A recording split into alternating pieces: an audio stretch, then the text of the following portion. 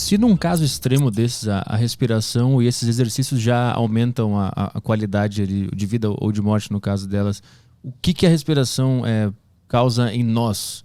Que não temos problema, estamos vivendo no dia a dia aí normalmente e estamos respirando mal, eu imagino. Pois é, essa é uma coisa que muitos alunos vêm para uma aula de yoga e dizem assim: eu vim aqui porque eu quero respirar, aprender a respirar. Meu médico mandou aqui para eu aprender a respirar. Agora, o que é aprender a respirar? Quando uma criança nasce, acabou de nascer, ela começa a respirar. Alguém ensina ela a respirar? Você tem um mecanismo que faz você respirar. Você dorme e continua respirando. Você passa a maior parte do dia trabalhando, pensando em coisas e não pensa na respiração. Respiração é um procedimento automático e deve assim ser. O que nós temos são mecanismos que atrapalham a nossa respiração ideal. O que quer dizer isso? Eu tenho uma respiração que acontece de forma adequada, com movimentos adequados. Mas daí eu tenho uma postura, talvez uma modificação de postura pelo trabalho. Eu começo a ficar numa postura inadequada, a minha mecânica respiratória fica ruim. O que eu tenho que fazer para aprender a respirar? Voltar a minha postura à forma correta. Às vezes eu tenho fatores emocionais. Debaixo de um estresse, debaixo de uma tensão, eu tenho uma mecânica, um vício, uma respiração inadequada. Ou seja, eu tenho vários fatores, inclusive fatores hereditários, que às vezes modificam o meu padrão respiratório. Eu tenho que remover esses padrões, estas interferências, isso que mexe, que modifica a minha respiração, para eu voltar a respirar como tem que ser. Porque respiração é natural.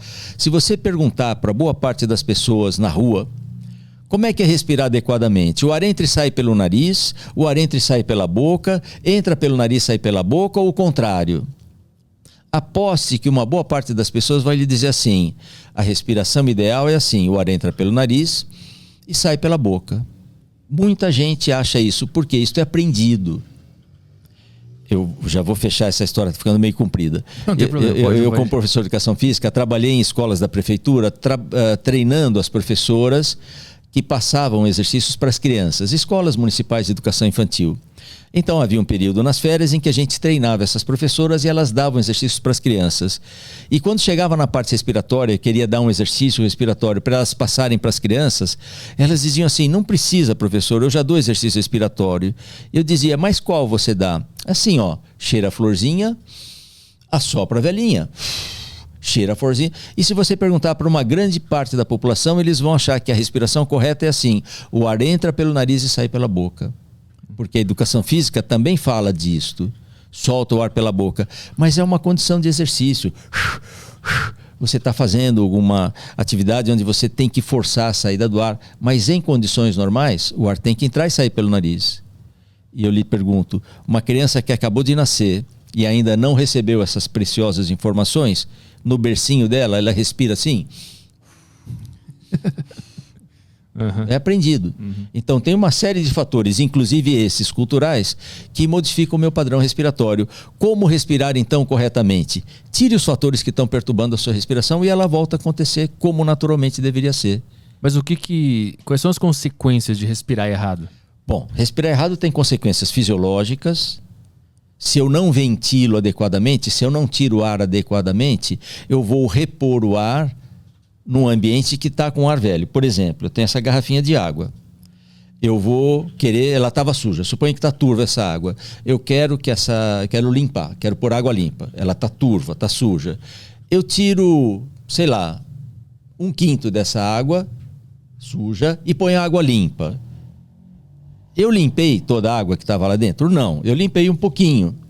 Mas para que eu limpe esse recipiente tirando água suja para pôr água limpa, eu tenho que tirar tudo. Ou seja, boa parte dos nossos problemas respiratórios estão na eliminação, na expulsão do ar. Se eu não tiro adequadamente o ar que está lá dentro, eu vou pôr uma quantidade de ar limpo, mas já tem uma quantidade grande de ar não utilizado. Então a maior parte dos exercícios respiratórios de yoga são exercícios para ajudar a pessoa a pôr o ar para fora. Põe o ar para fora. Isso depende de que musculatura? Abdominal. E hoje nós somos, pelo estilo de vida que adotamos, muito flácidos na região abdominal. Então precisa melhorar a mecânica respiratória, melhorando a musculatura abdominal. entre outros músculos. Quando eu falo de músculos abdominais, não são esses da frente, o tanquinho que a gente sempre pensa. Nós estamos falando daqueles músculos lá dentro, o assoalho pélvico, o períneo, esses músculos que fazem os esfínteres se contrair. Toda essa musculatura inferior tem que estar firme para eu poder tirar o ar adequadamente. Às vezes eu não consigo pôr o ar adequadamente porque eu não tenho amplitude torácica. Então eu não ventilo bem. E aí você perguntou, não respirar bem significa o quê? Eu ventilo mal, eu circulo mal o ar, eu tenho uma menor quantidade de oxigênio para circular dentro do corpo, porque eu estou ventilando mal, eu tenho uma mecânica respiratória ruim, e eu tenho, além disso, problemas emocionais. Emoções e respiração para o yoga andam juntas. Até mesmo no seu cérebro, em localização geográfica lá no cérebro, o centro nervoso de emoções e de respiração estão juntos, um interfere no outro. Pessoas quando estão muito agitadas, com raiva, elas têm uma respiração predominantemente torácica, predominantemente inspiratória e predominantemente rápida. Então, quando eu estou ansioso com raiva, eu respiro rápido pelo tórax, com uma predominância inspiratória. Pessoas que estão calmas têm uma respiração predominantemente abdominal, predominantemente expiratória e lenta. Eu mudo o padrão respiratório, eu posso modificar o meu padrão emocional com certos cuidados. Quais? Se eu começar a fazer, é para respirar devagar, então eu vou respirar devagar. Olha, eu vou soltar o ar em 40 segundos, quer ver? Aí começa a soltar, e eu estou lá 25, 26, 27... Sim. Não vai dar certo. Eu tenho que fazer dentro de um padrão confortável, em que ao final da expiração, eu não tenho a pressa para inspirar de novo. Aí eu inspiro.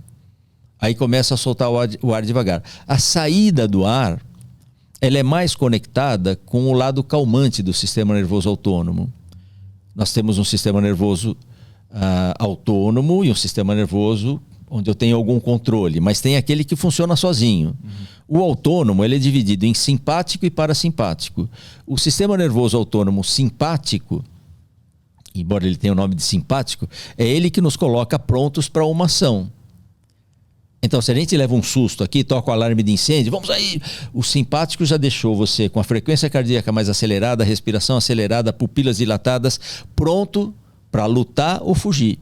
É o que eles chamam de mecanismo de luta ou fuga. Mas você não pode viver o resto da vida nesse estado. Aí entra o parasimpático em ação e vai trazendo você de volta à calma.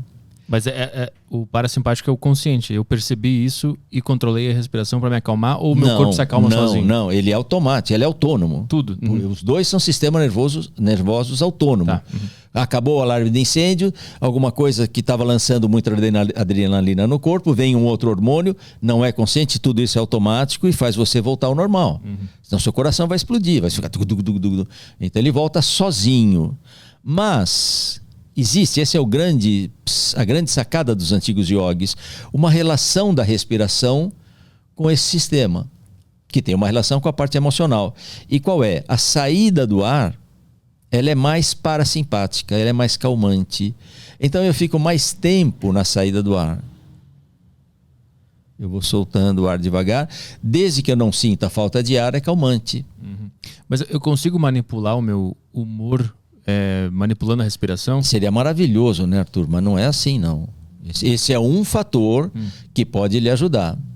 É que assim, eu faço show de comédia também, né? E quando eu tô muito calmo, com muito sono, eu tô meio cansado, antes de entrar no palco eu começo a respirar rápido, mas meio que eu fiz isso naturalmente, eu percebi que eu entro mais acordado. Se você tiver sonolento, letárgico e fizer respirações naquele padrão excitatório, você vai se agitar um pouquinho.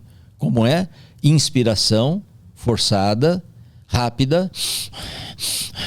Isso agita você. Pois é, a minha dúvida é como é que esses caras descobriram que eles podiam fazer isso? Que eles podiam controlar um pouco o humor via respiração.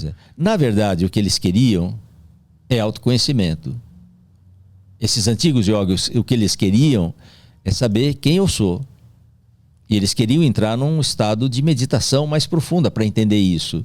O que quer dizer estado de meditação mais profunda? A minha mente não me permite observar essas coisas porque ela está constantemente distraída. Constantemente eu estou pensando no que eu vou fazer daqui a pouco, aí eu olho e Arthur, 4h30 tem que ir embora, e papapá. A gente está sempre muito agitado. E isso impede que minha mente se volte para dentro. Os indianos fazem uma comparação muito legal com um lago de água cristalina.